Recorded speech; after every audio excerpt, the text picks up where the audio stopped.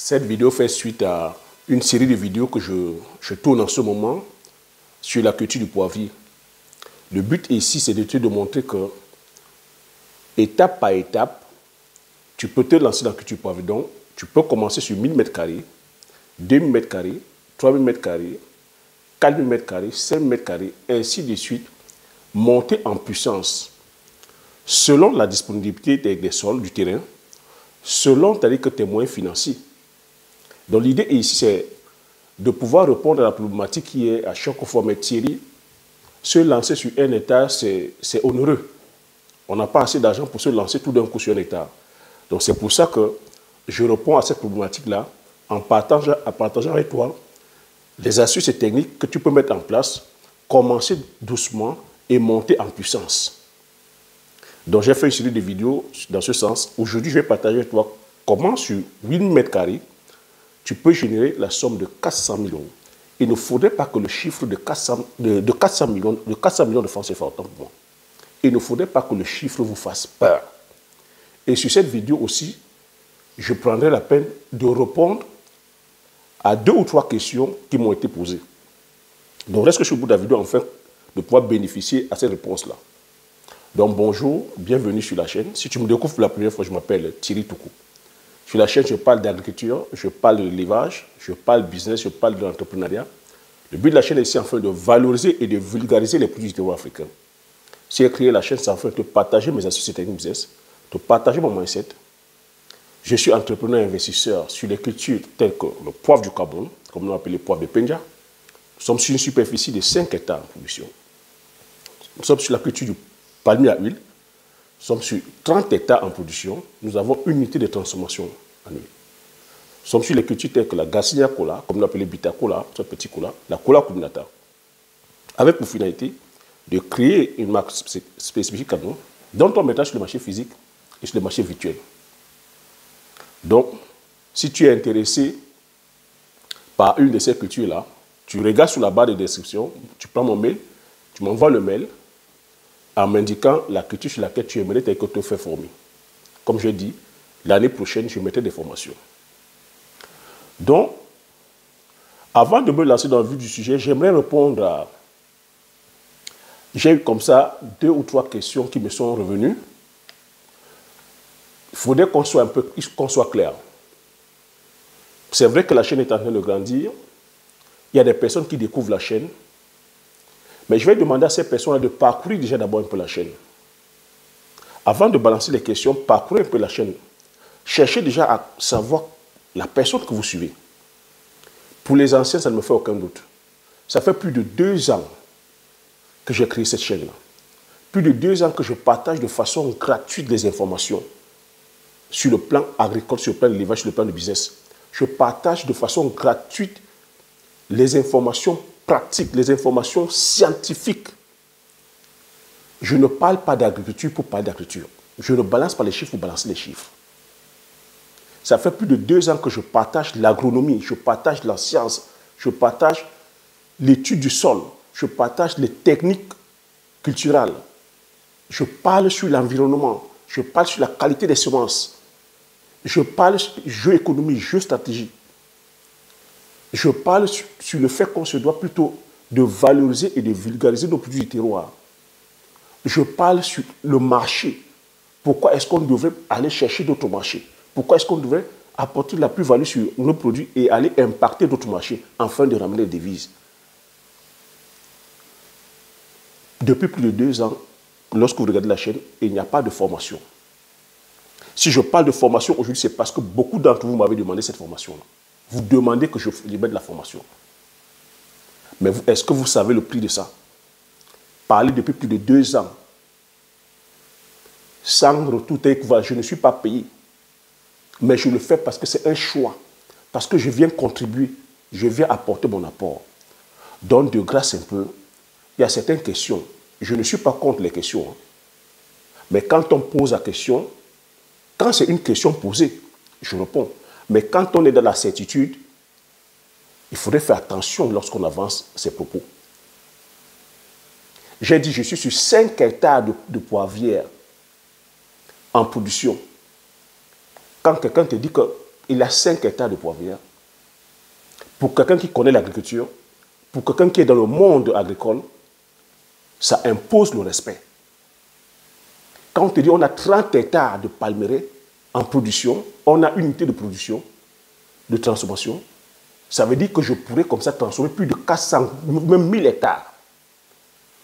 Pour ceux qui sont dans le monde agricole, pour ceux qui sont dans le monde entrepreneurial, pour les personnes qui ont la main dans le cambouis, ça impose le respect.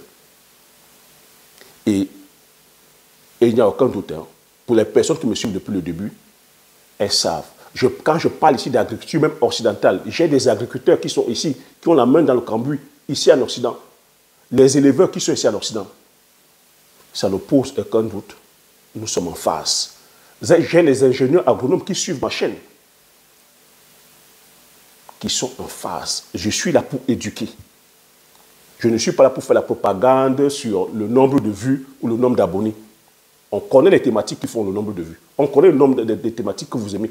Mais je n'ai pas choisi cette voie-là. Vous voyez que je viens vous partager avec vous des techniques culturelles, des spéculations que vous ne connaissez pas. Et quand on ne sait pas, on ne vient pas jouer le sabitou. Moi, quand je parle, je rentre en profondeur, j'explique. Donc la question qui m'a été posée, c'est, la première question c'est, Thierry, est-ce réalisable les 10 kilos de poivre papier?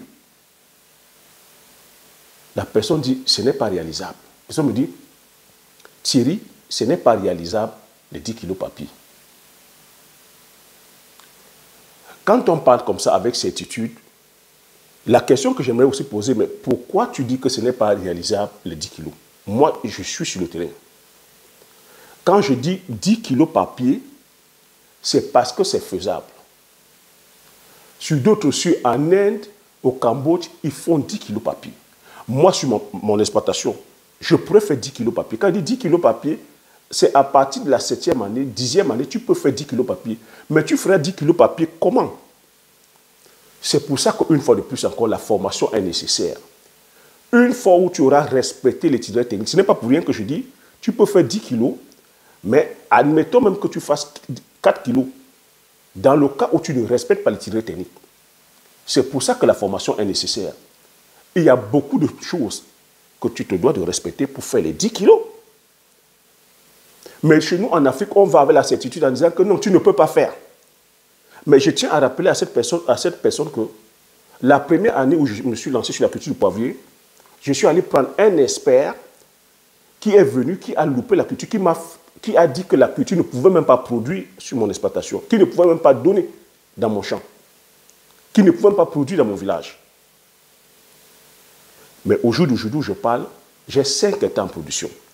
Faites très attention, chers agriculteurs visionnaires, on a énormément de charlatans qui font de leur réalité la réalité de tout le monde. Il y en a même qui jusqu'aujourd'hui, dans leur tête, pensent que le poivre ne peut même pas du tout produire. En dehors de Penja, le poivre ne peut pas produire ailleurs. On a longtemps pensé que le poivre ne peut que produire à Penja. Voilà encore l'ignorance. On baigne dans l'ignorance. Tu peux faire 10 kilos papier dans la mesure où tu respectes tout, tu respectes l'itinéraire technique. Qu'est-ce qui va faire en sorte que tu ne fasses pas 10 kilos papier?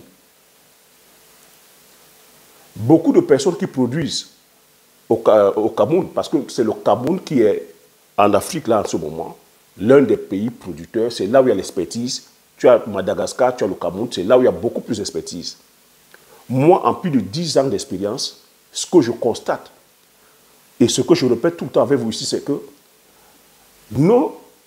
chez nous en Afrique, notre agriculture, les agriculteurs ont la technique, mais ils n'ont pas la science.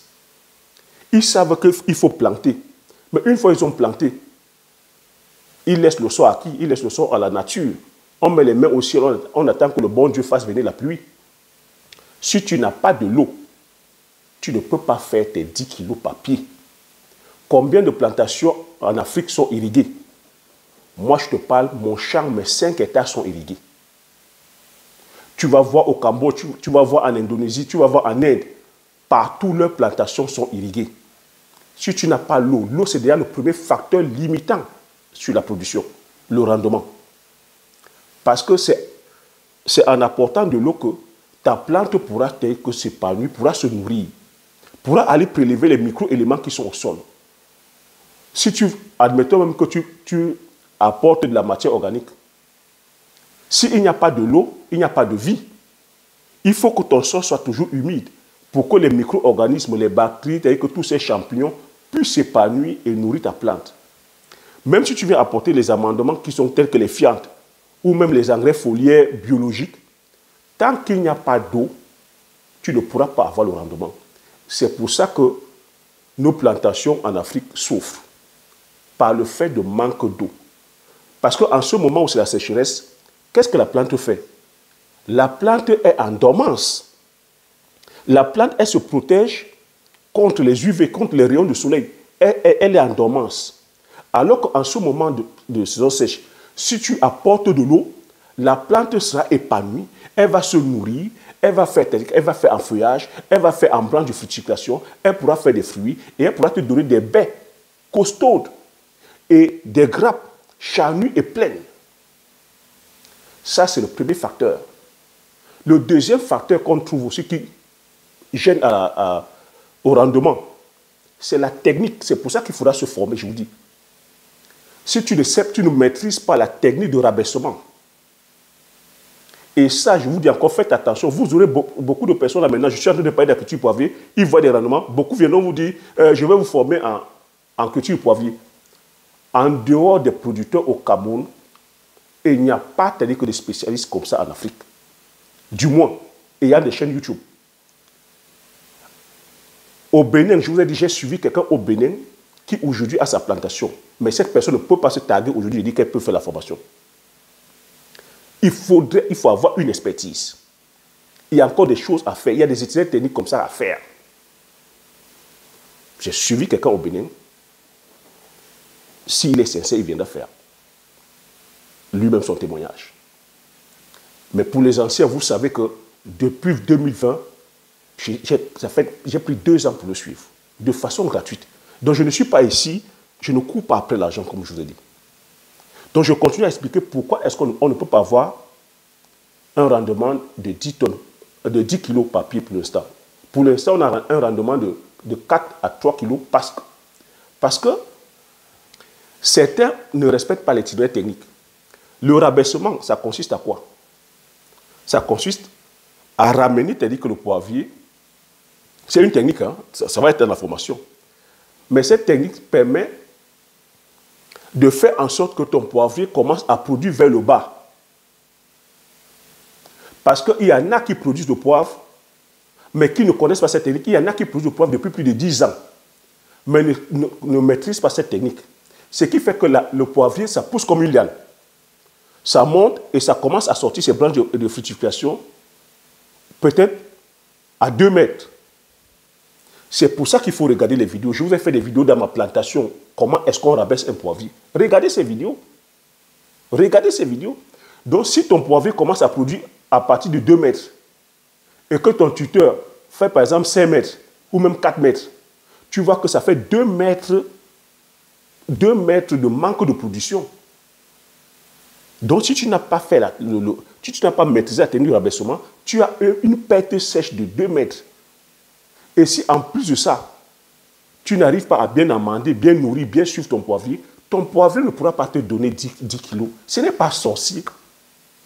Il y a aussi une autre technique qui est le pruning. Si tu ne sais pas comment est-ce qu'il faut faire le pruning pour que tes poivriers sortent des branches de fructification pour avoir plus de rendement, ton poivrier va pousser comme une liane. Parce qu'à l'état sauvage, ça pousse comme une liane. Le poivrier s'en fout de produire abondamment. C'est le producteur qui va par des techniques stresser la plante, faire en sorte que la plante puisse sortir beaucoup plus de branches de production. Mais sinon, le poivrier en lui-même, à la recherche du soleil, va monter comme une liane. Donc si tu ne sais pas faire ça aussi, ça réduit ta production. Il y a cette technique-là aussi qui consiste, il faut comprendre que la plante a besoin de quoi? La plante a besoin, j'ai commencé, de l'eau, de la lumière. On a encore des plantations comme ça qui sont touffues parce que, c'est-à-dire que certains n'ont pas les moyens de pouvoir, parce qu'il y a un suivi qui est là, qui est l'élagage pour apporter. Regardez les vidéos que je mets sur la chaîne. Vous ne regardez pas. Et on viendra me poser la question, ce n'est pas réalisable 10 kilos. Il y a ce qu'on appelle l'élagage, parce que la plante a besoin de lumière pour faire la photosynthèse. La plante a besoin d'air, d'oxygène pour faire la photosynthèse. C'est en faisant la photosynthèse qu'elle se nourrit, elle crée sa sève, elle se nourrit. On a encore des plantations comme ça qui sont touffues. Tu vois dans une plantation, les tuteurs montent ces touffus, ce n'est pas aéré. On a dans la même plantation les bananes plantains, on a encore les papayers, parce que le producteur veut récolter en même temps les papayers, les bananes plantains, au détriment de l'épanouissement du poivrier. Pourquoi tu serais étonné de savoir que le pied du poivrier va produire plutôt 2 kilos? Est-ce que c'est le poivrier qui est prioritaire ou est-ce que c'est les bananes plantains? Il faut choisir. On met les bananes plantains au début pour apporter l'ombrage. Mais au fur et à mesure, on élimine les cultures d'association. Et on laisse plutôt le poivrier, puisque à la base, c'est le poivrier qu'on veut faire. Tout ça, ça demande la connaissance. Le sol, si tu ne maîtrises pas ton sol, comment tu veux que la plante soit épanouie? Donc il faut comprendre qu'il va falloir investir sur un système d'irrigation. Qu'il pleuve, qu'il fasse chaud, on se doit d'irriguer parce que la plante a besoin d'un certain taux d'eau. Alors que chez nous, encore en Afrique, on dépend encore de la pluie. Lorsqu'il a plu, on dit que oui, c'est bon. Pourquoi je te parle de couverture de sol? Tout ça, oui, ça joue sur le rendement. Oui, tu peux faire 10 kilos si tu maîtrises tous ces systèmes-là. Ce n'est pas sorcier. Et à présent, chez nous en Afrique, il faut qu'on se dise, on manque la science. C'est pour ça qu'il n'y a pas un an de cela, ils ont sorti tel qu'un cahier de charges où il y a l'itinéraire. Mais beaucoup ne peuvent pas suivre parce que certains vont te parler de moyens. La deuxième question qui a été posée aussi, c'est sur les prix. Que mais Thierry, est-ce qu'on peut vendre Borchamp à 20 000 francs? Ce n'est même pas la question, c'est que ce n'est pas possible de vendre Borchamp 20 000 francs. Car ce n'est pas possible. Je lui dis, mais c'est un planteur. Est-ce que toi qui poses la question, tu es un producteur? Le poivrier a été homologué, le prix a été homologué à 20 000. 20 000 francs. C'est pour ça que je continue encore à répéter que beaucoup vont peut-être embrasser l'agriculture, beaucoup vont faire le business sans réelle connaissance, sans réelle compétence, dans le suivisme. Beaucoup sont dans le domaine agricole, ne maîtrisent pas ce domaine-là. Ou à la limite même ne savent pas se vendre. Nous sommes sur une culture telle que le poivre. C'est la troisième épice la plus chère au monde. Quelqu'un me pose la question, est-ce qu'on peut vendre ça à 20 000?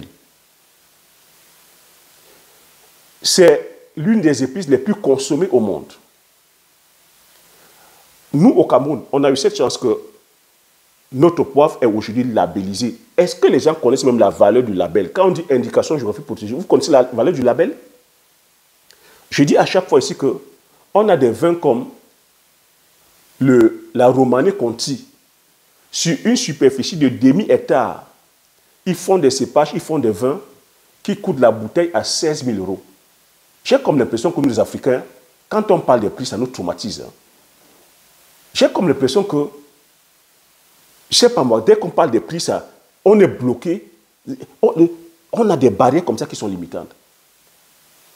On a des personnes qui achètent des bouteilles, une bouteille de Romano Conti à 16 000 euros. 16 000 euros. Tu ne te poses pas la question?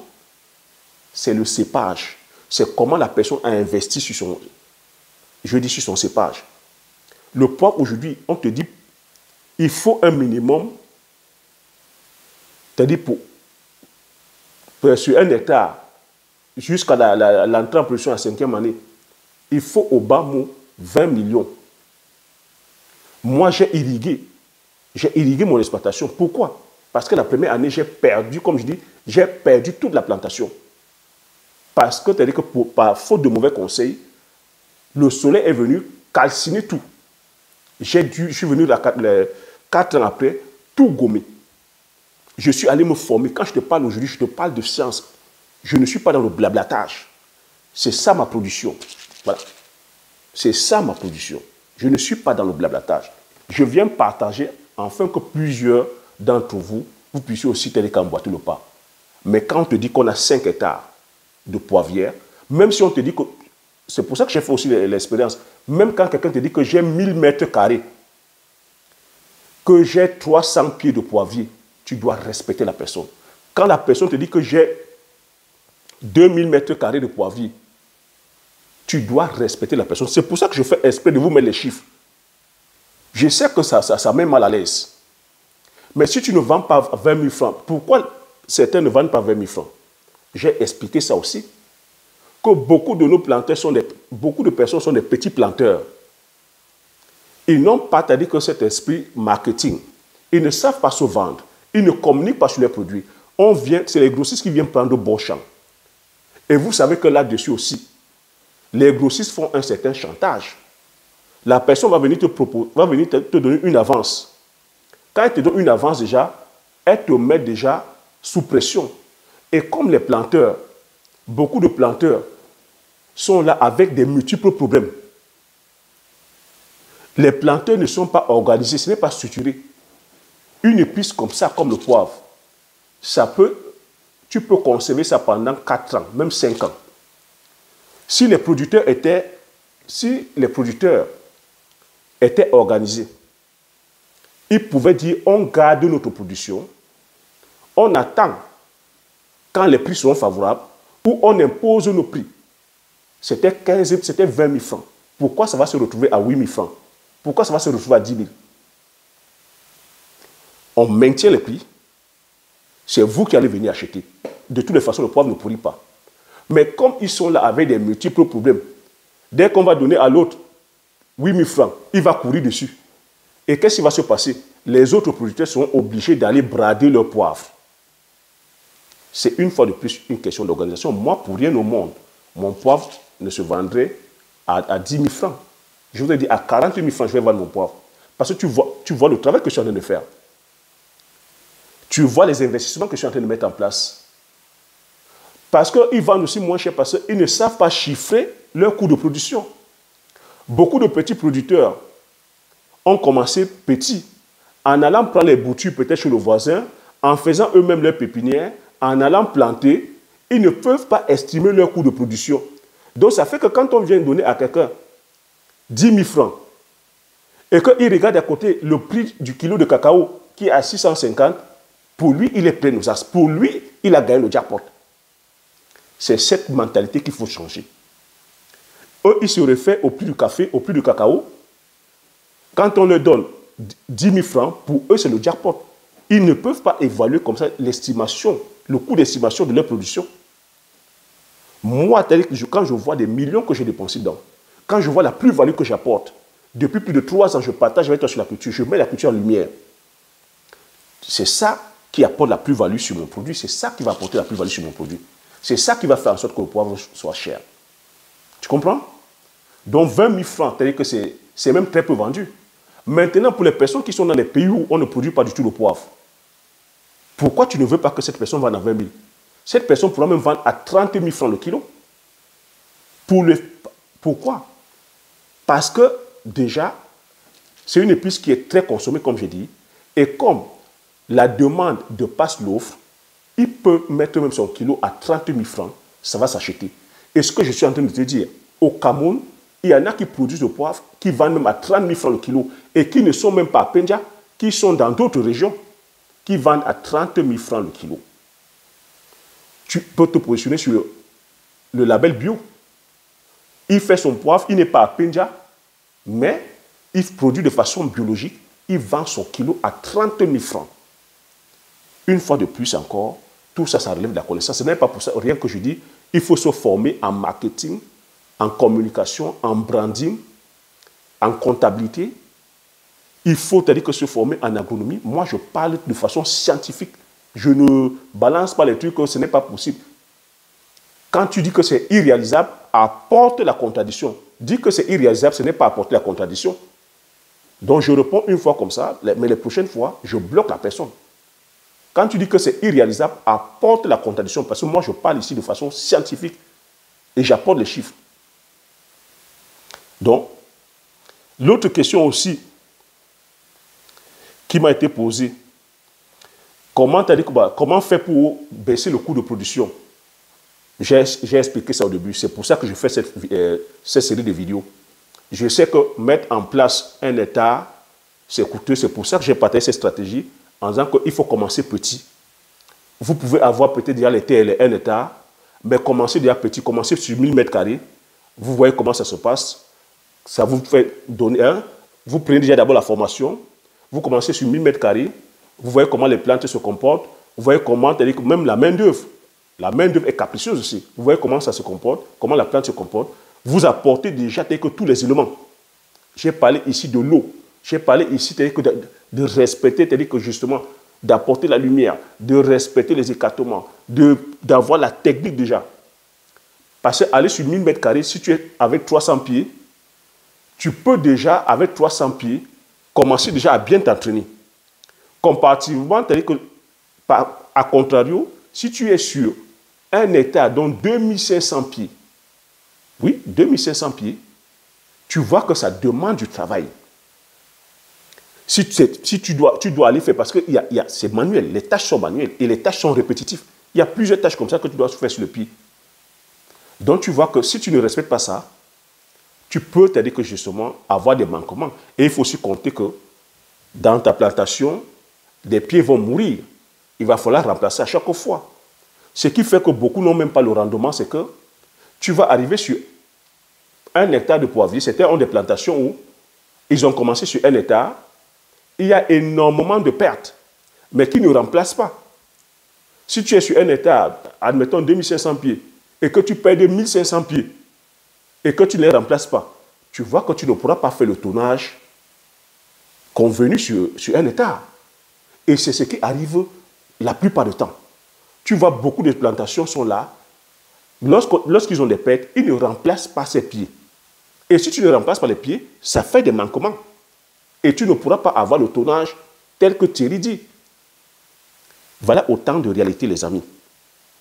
Donc, il me tenait de répondre à cette question-là, que je ne suis pas là pour, vous voyez, blablater, ou je ne suis pas là parce que je vais attirer. Non.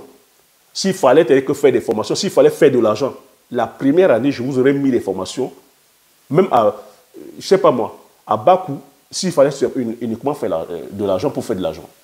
Je suis ici pour emmener les personnes qui iront entreprendre, qui iront directement, je veux dire, qui auront le pouvoir, c'est-à-dire que d'achat, de passer à l'action. Mais passer à l'action en expliquant les tenants et les aboutissants. Vous voyez que je ne vous cache rien ici. Je vous dis tout. Moi, je suis déjà à l'abri financièrement. Je suis à l'abri. Mais mon but ici, mon challenge, c'est de pouvoir aussi contribuer à ce que plusieurs personnes aillent produire l'écriture du terroir que j'ai cité en amont. Donc, je disais, sur 8000 mètres carrés, on a 2000 pieds. 2000 pieds, si tu vends, je répète encore, bon champ à 20 000, c'est possible que tu vendes à 20 000. Si tu mets les différentes stratégies que j'ai partagées en amont, tu peux vendre à 20 000.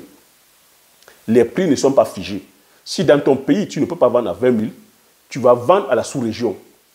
Le poivre, c'est une culture aujourd'hui qui est très peu cultivée en Afrique, qui n'est même pas du tout cultivée en Occident. Donc tu vois donc que 20 000 francs, c'est rien du tout. Quand je dis en Occident, on peut vendre le kilo à 100 euros. 100 euros, c'est combien en francs CFA? 100 euros, ça fait 65 500 francs. Comment tu expliques qu'en Occident, tu vends le kilo à 65 500 francs? C'est le fait de la rareté, mon ami. C'est le fait qu'en Occident, ils ne peuvent pas produire ces cultures. C'est le fait qu'ils n'ont pas l'expertise. C'est le fait que le climat, l'environnement ne leur permet pas. C'est le fait que c'est une épice aussi qui a des qualités organoleptiques hors du commun. C'est le fait que c'est un alicament. C'est le fait qu'il y a une grosse demande et que c'est les Occidentaux en raffolent. Donc, et encore, tu peux même aller vendre jusqu'à 200 euros le kilo. Donc, tu vas faire 131 000 francs. 131 000, tu peux vendre en Occident. Donc, le problème ici, c'est d'avoir ce mindset-là, de se dire, tu vas chercher le marché là où ça se trouve. Tu vas chercher le pouvoir d'achat là où ça se trouve. Et quand tu commences à penser comme ça, ça va te demander maintenant d'acquérir des compétences Nous, on dort dans l'ignorance, on dit ce n'est pas possible. Non, Thierry, c'est irréalisable. Thierry, ce n'est pas possible. Si Thierry avait pensé ça, je ne sais pas te parler de la culture du poivrier. J'ai pris un expert, l'un des meilleurs, qui m'a dit, Thierry, ce n'est pas possible que le poivrier puisse pousser dans ton village.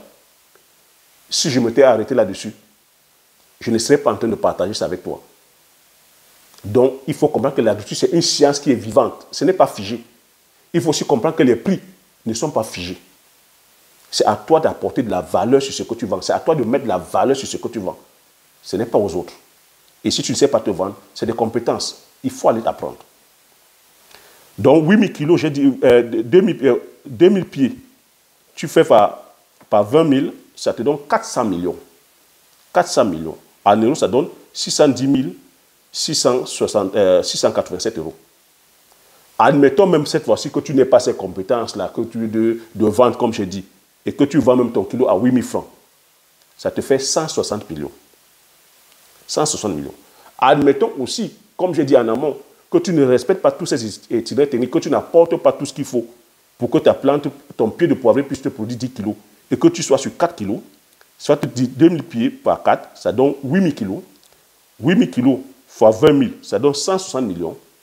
Si tu vends à 8 000 francs aussi, ça va te donner 64 millions.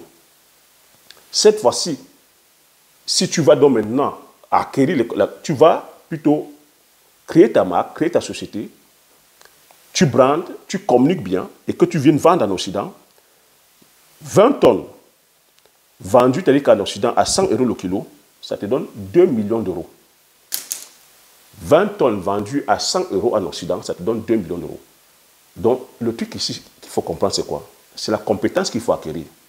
Il ne faudrait pas qu'on reste sur les slogans. Ça ne peut pas donner. C'est impossible. C'est irréalisable. Quand tu as déjà un mindset comme ça, tu ne peux pas avancer. Le mindset qu'il faut avoir, c'est comment faire. Thierry, comment peut-on faire pour faire 10 kilos papier? Thierry, comment peut-on faire pour vendre 20 000 francs le kilo? Thierry, comment peut-on faire pour pouvoir produire massivement le poivre? Thierry, comment peut-on faire? C'est comment. Lorsque tu as le mindset de ce n'est pas possible, et ce n'est pas possible, développe. Tu vois que moi je développe ici depuis plus de 2 ans. Je suis cohérent dans ce que je dis. Que ce soit dans le domaine agricole, que ce soit dans le domaine de l'élevage, que ce soit sur le plan géoéconomique, géostratégique, je suis cohérent. Et les informations que je partage avec toi ici de façon gratuite, c'est des informations qui sont payantes. Moi, je conseille aujourd'hui des champions d'industrie. Je conseille même des États. Parce que toi qui me suis depuis le début, tu vois que tout ce que je dis sur le plan stratégique, ça se vérifie. Ça se vérifie. Et pour le faire, j'ai dit, il ne faut pas avoir faim. Je le fais aujourd'hui parce que je n'ai plus faim. Je le fais parce que c'est la contribution que je vais apporter. Je le fais parce que j'ai déjà déposé un patrimoine. Je répète encore, j'ai 5 hectares en production. Et avec 5 hectares, je peux me retrouver aujourd'hui à plus de 100 hectares. Mon handicap, c'est que mon village, aujourd'hui, vous connaissez le Mungo, il n'y a plus de terre. Mais dans les années à venir, je pourrais m'étendre à 50 hectares. Je suis sur 30 hectares de palmeraie en production, pas en expérimentation. Je n'ai pas planté des boutures, puis je viens vous dire que non, je vais aller faire la... Non. En production, j'ai traversé des étapes. Et ce sont ces étapes-là aujourd'hui qui m'amènent à venir partager avec vous. J'ai su comment me relever de ces étapes. Il faut comprendre ici que produire le poivrier, ce n'est pas aller planter les tuteurs, et mettre le poivrier et dire qu'on a l'expertise. Non. C'est des années d'expérience, d'expérimentation, des échecs sur le sol. Tu vois comment que la plante réagit. Et que tu te mets aujourd'hui à récolter. C'est quand tu te mets à récolter que tu dis oui, je suis un planteur de poivrier. Ça, c'est les résultats. Donc, on se connaît en détail, on connaît notre communauté. Des gens vont voir comme ça 2 ou 3 vidéos, viendront aussi dire qu'ils font des formations sur la culture du poivrier. Ça demande de la connaissance. On voit que certains produits n'ont pas la science. Ils ne peuvent pas t'expliquer scientifiquement pourquoi la plante réagit de telle façon. Le rendement ici, ce n'est pas sorcier. c'est basé sur plusieurs principes. Et ces principes, c'est scientifique, les amis. C'est scientifique. Ce n'est pas parce qu'on a dit au départ que non, ça produit 3 kilos. Ça produit 3 kilos, pourquoi? Il faut se poser la question, pourquoi 3 kilos? Ça peut produire plus de 3 kilos, ça peut produire 10 kilos. Et aujourd'hui, on a des variétés aujourd'hui, dites améliorées, qui produisent. Si tu respectes l'itinéraire, ça donne. Ce n'est pas figé. Et la matière principale ici, c'est l'eau. Et vous voyez que notre maillon faible, c'est l'eau. Combien d'exploitations ont d'eau? Combien de plantations ont de l'eau? Combien de plantations sont irriguées? Moi, j'ai irrigué ma plantation. J'ai irrigué. Mais il y a un coût. La plante a besoin d'eau même en saison pluvieuse, que ce soit en saison sèche. La plante a besoin d'eau à tout moment. Sans eau, l'alchimie ne prend pas. Le sol doit toujours être humide pour que l'alchimie puisse prendre. Pour que les bactéries, les micro-organismes, les macro-organismes, soient en symbiose, il faut que le sol soit humide. J'ai partagé tout ça. Ce n'est pas pour rien que j'ai partagé ça, les amis. Ce n'est pas pour rien que depuis plus de 2 ans, je vous parle de tout ça. C'est la science, les amis. Donc voilà ce que je vais partager sur cette vidéo. Comme d'habitude encore, c'est... Comme je dis que mes vidéos sont des formations. C'est des vidéos formations. Ne vous fiez pas au nombre de vues, ne vous fiez pas au nombre d'abonnés. Vous voyez que des thèmes comme ça, c'est clair que ça ne bouscule pas les masses, mais c'est la science. Que si tu ne maîtrises pas ça, tu peux aller produire et après tenir la tête que, mais comment?